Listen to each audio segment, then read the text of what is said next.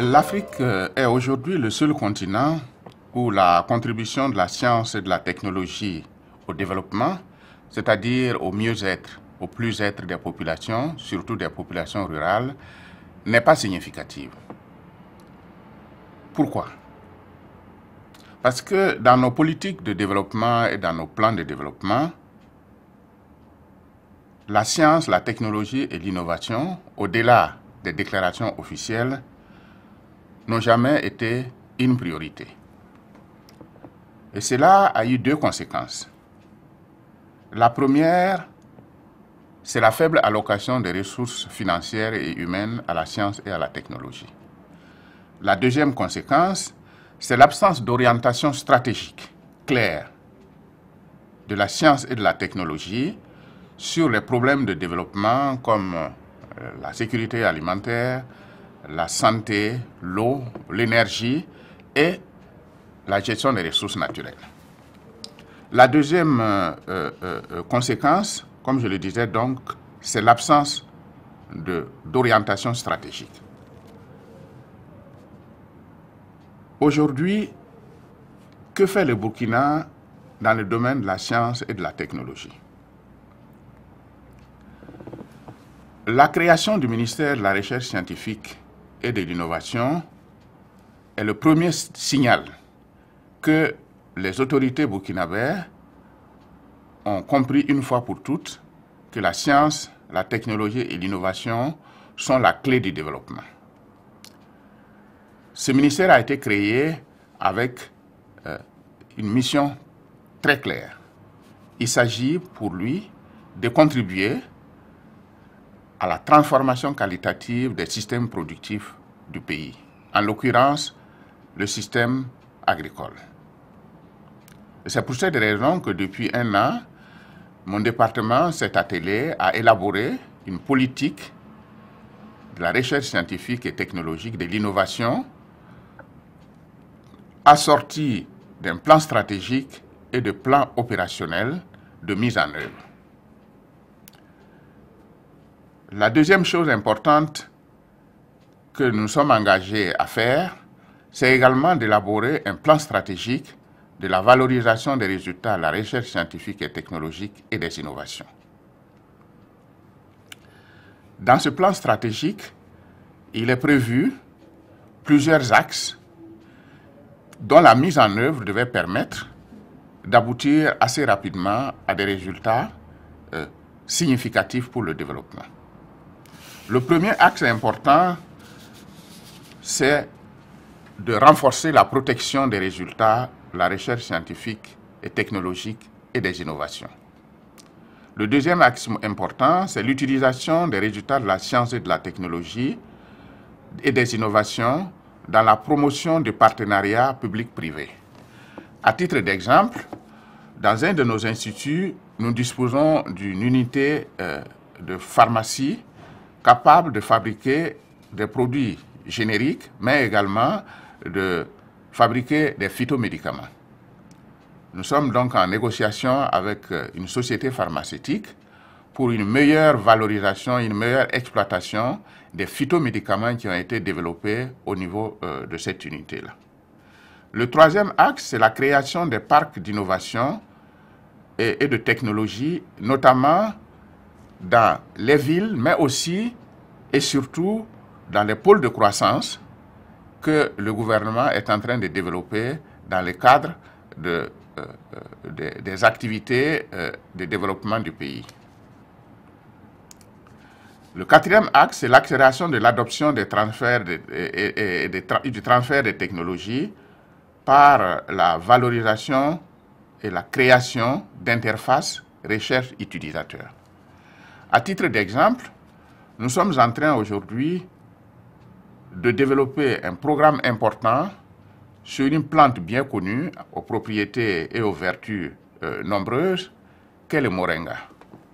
C'est un programme qui regroupe tous les acteurs. C'est donc une espèce de plateforme d'innovation autour du moringa, qu'il s'agisse du secteur privé, qu'il s'agisse du secteur public tel que les départements ministériels, qu'il s'agisse des ONG. Ce programme regroupe tous les acteurs autour de, de l'objectif d'utilisation de ces moringas pour améliorer la qualité des aliments au niveau du pays. Il s'agit donc d'un programme important.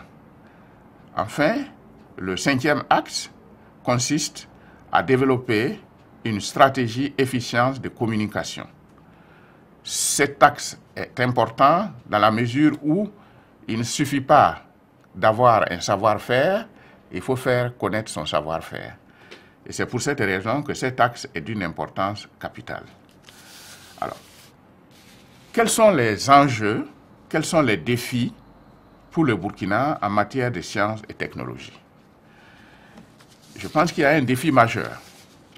C'est que, comme je l'ai dit au début, la science, la technologie et l'innovation doivent contribuer à améliorer de façon qualitative les systèmes productifs au niveau du Burkina. Et cet enjeu est de taille, et pour y arriver, il y a des enjeux secondaires. Je l'ai dit au départ, la science, la technologie et l'innovation dans nos pays a souffert de la dispersion et du manque d'orientation stratégique. Au niveau de ce département, un des défis pour nous, c'est d'arriver à inverser cette situation et d'arriver à rassembler autour des objectifs de développement et des priorités de développement, à rassembler autour de ces priorités l'ensemble des acteurs, indépendamment de leur appartenance institutionnelle, pour tacler les problèmes de développement. Ainsi, comme je l'ai dit tout à l'heure, dans le cas du Moringa, c'est cette démarche qui est appliquée. Il s'agira alors, qu'il s'agisse des universités, qu'il s'agisse des centres de recherche publics ou privés, tous ceux qui œuvrent dans le domaine de la science et de la technologie et de l'innovation, d'arriver à les rassembler autour d'objectifs clairs. Ceci est un défi parce que, comme vous le savez, les habitudes ont la peau dure et il n'est pas toujours évident d'arriver à le faire. Mais nous pensons pouvoir le faire à travers plusieurs actions, notamment en associant l'ensemble des acteurs à l'élaboration des politiques, notamment la politique, la science, la technologie et l'innovation, ainsi que les plans stratégiques. Et également, nous avons mis en place des ressources. Et ces ressources peuvent être utilisées par tous les acteurs. C'est pour cela que le gouvernement a créé un fonds que nous appelons le Fonds de la recherche et de l'innovation pour le développement, qui doit nous permettre justement de mieux maîtriser notre destin en matière de sciences, technologies et innovation, c'est-à-dire orienter les actions sur nos priorités. Il est évident que également notre action doit être accompagnée par les partenaires. C'est pour cette raison que les agences de financement du développement, les partenaires multilatéraux, les partenaires bilatéraux sont tous conviés à apporter leur appui à cette politique que nous sommes en train d'élaborer. Et c'est pour cette raison qu'il est prévu une table ronde des acteurs, des partenaires de la recherche. Il est évident aussi que pour y parvenir, un autre défi sera de mobiliser la coopération internationale. Parce qu'il est évident que les innovations et les technologies qui sont nécessaires pour notre développement ne viendront pas uniquement du Burkina, mais également d'autres pays qui travaillent avec le Burkina. C'est pour cette raison que lorsque nous parlons de valoriser les résultats de la recherche, ça signifie aussi que nous allons rassembler en un même lieu toutes les innovations et les technologies qui existent pour les mettre à la disposition des différents acteurs. Alors, en termes de culture de l'innovation et d'entrepreneuriat au niveau des jeunes, je dois dire que la culture de l'innovation ne vient pas seule. Il faut la développer. C'est pour cette raison que nous pensons qu'à travers certains axes stratégiques de la valorisation des résultats de la recherche, tels que les parcs d'innovation, on peut arriver à intéresser les jeunes à l'innovation, à la technologie, à la science, par la mise en place de centres de créativité ou des centres d'innovation ou des centres de découverte. Et il est important également que l'innovation, la science et la technologie soient intégrées dans le système éducatif. Le Burkina, dans ce domaine-là, a développé et continue de développer des lycées professionnels, des centres de formation technique, et il est prévu que d'ici 2015, l'ensemble des 13 régions du pays soient couverts par ces centres de formation. Cela a une importance dans la mesure où la formation à la science, à la technologie et à l'innovation doit être le moteur essentiel pour créer cette culture-là au niveau des jeunes. Je pense également qu'au niveau de nos universités, il est important de prendre conscience du fait que l'enseignement tel qu'il est dispensé aujourd'hui peut poser des problèmes. Parce qu'avec la croissance du nombre d'étudiants, il devient de plus en plus difficile de réunir les ressources nécessaires pour créer les amphis, pour recruter les enseignants, pour satisfaire cette forte demande qui existe aujourd'hui. C'est pour ça qu'il est possible d'envisager d'enseigner autrement, notamment l'enseignement à distance, qui permettrait en ce moment-là de réduire les investissements dans les infrastructures et dans les ressources humaines.